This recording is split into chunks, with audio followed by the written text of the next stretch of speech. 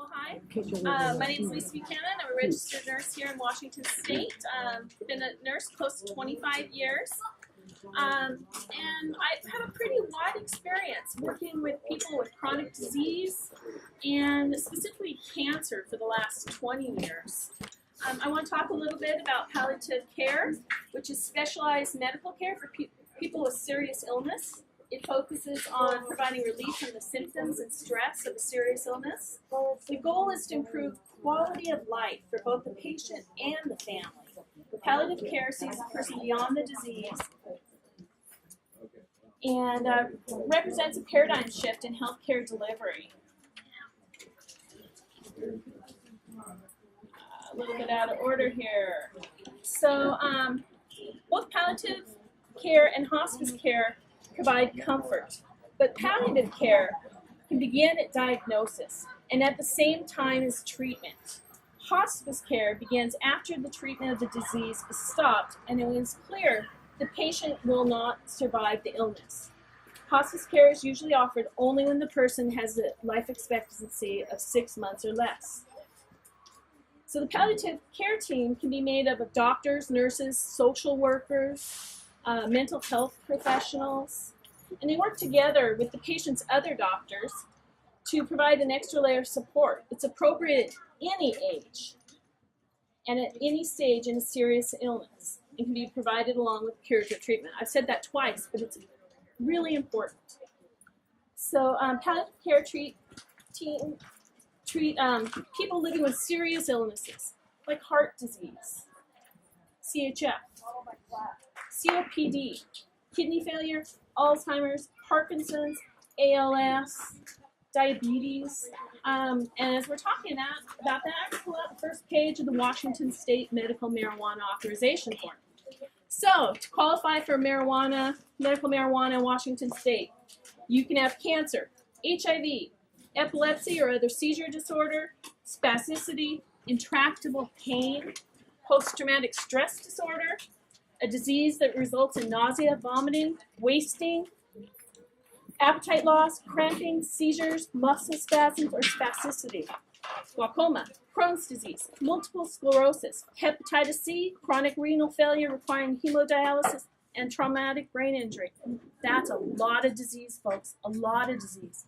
A lot of disease that can be treated palliatively, right? It's chronic disease. So, palliative care should be considered a key component of medical care along with appropriate treatments. Physical symptoms being treated include pain, trouble sleeping. I want you to know trouble sleeping is not addressed in our medical law.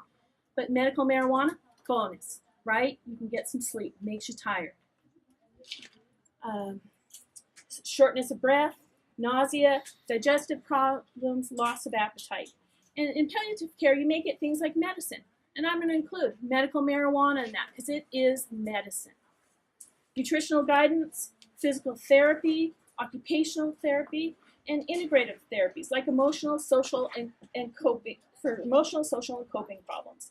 Patients and their families face stress during this illness that leads to fear, anxiety, hopelessness, and or depression. Family members may have to take on large caregiving obligations, even if they have other things that they must do, like jobs and caring for their own immediate family.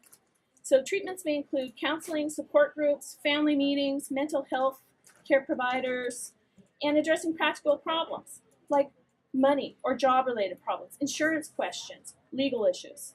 So the palliative care team may explain complex medical forms or help families understand treatment choices. Provide or refer families to financial counseling, help connect to resources or for transportation or housing. And what I think is very important, spiritual issues. When people are challenged by illness, they may look for meaning or question their faith. A palliative care team helps patients and families explore their beliefs and values so they can move toward acceptance and peace.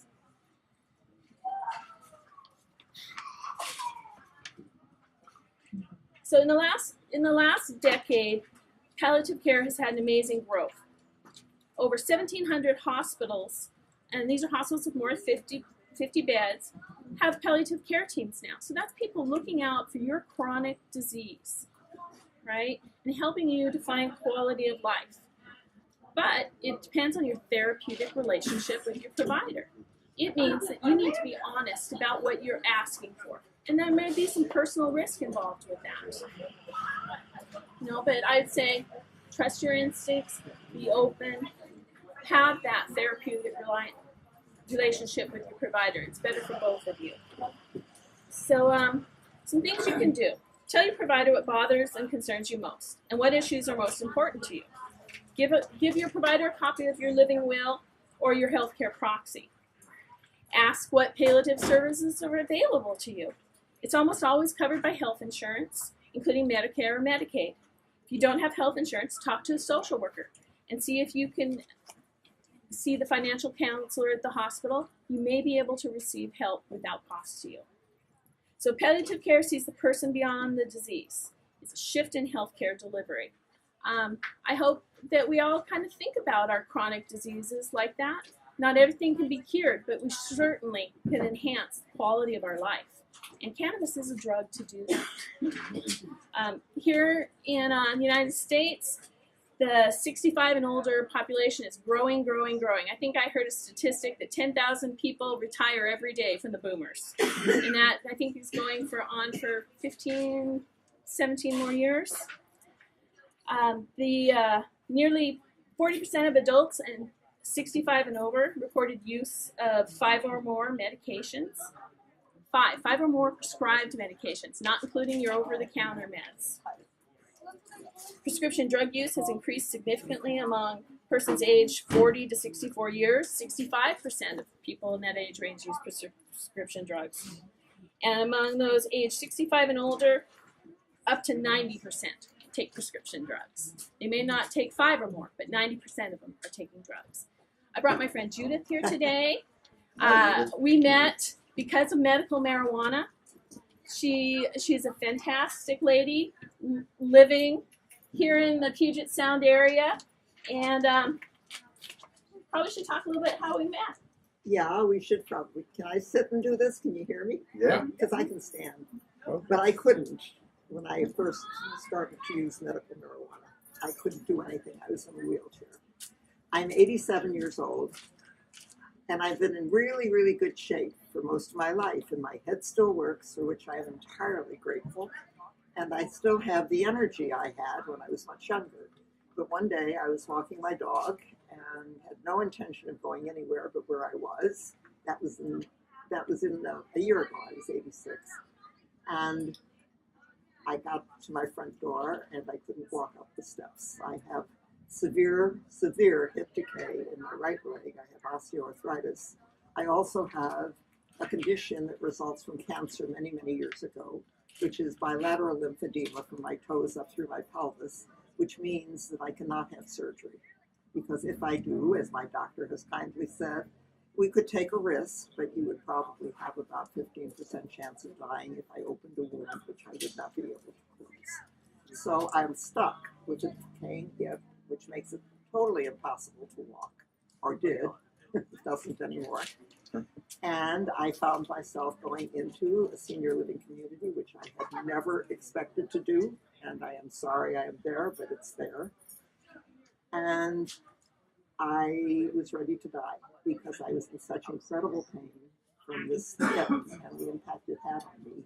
And if somebody had given me the choice to use Seattle's suicide laws, I probably would have taken them. However, I have 5 kids, or had 5 kids, and my son was a great cannabis grower illegally. I mean, I found on the rooftops of the house I lived in, cannabis plants one day, and I had no idea what they are, so I'm not unfamiliar with them. David did try to get me high once when I was young, and I hated it, and I said, don't you ever do that to me again. And so when I went, I was coming into marijuana when you needed to have a medical prescription to get it. And I now go to Virginia Mason, where each of my 5 doctors was more than willing to give it to me.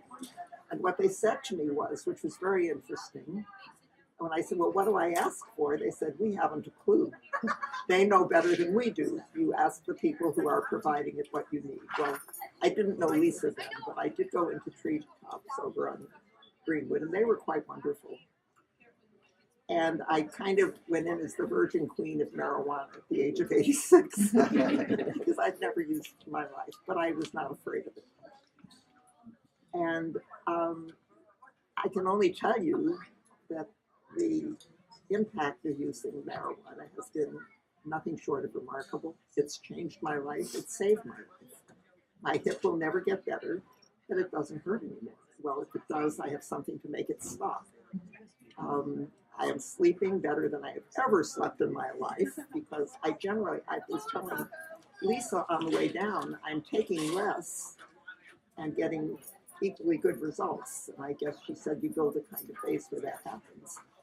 But I really have a routine. I'm curious at what the state of Washington has done to the use of medical marijuana, because I could get things before they made it available to everybody that were extremely helpful. I miss Vita Verde, I miss the sativa, tinctures, the things that I got to know about that were wonderful and that I used with real ease and happiness, and you can't get them anymore. It's nowhere in Seattle, and I'm really pissed off about that. But I can only say I have become a real, I think, voice for medical marijuana use among old people. I live in a community where the average age is 89. I'm like a baby there because I'm only 87. And it's really amazing to me at the amount of pain and the amount of real torture that people live with. And so I've become a kind of ambassador. I've introduced Lisa to the community, and I've introduced her to some other people, one of whom is now a very happy camper. I mean, she's amazing, with severe rheumatoid arthritis. But I see how difficult it is to break through the mythology about marijuana, particularly in this age group.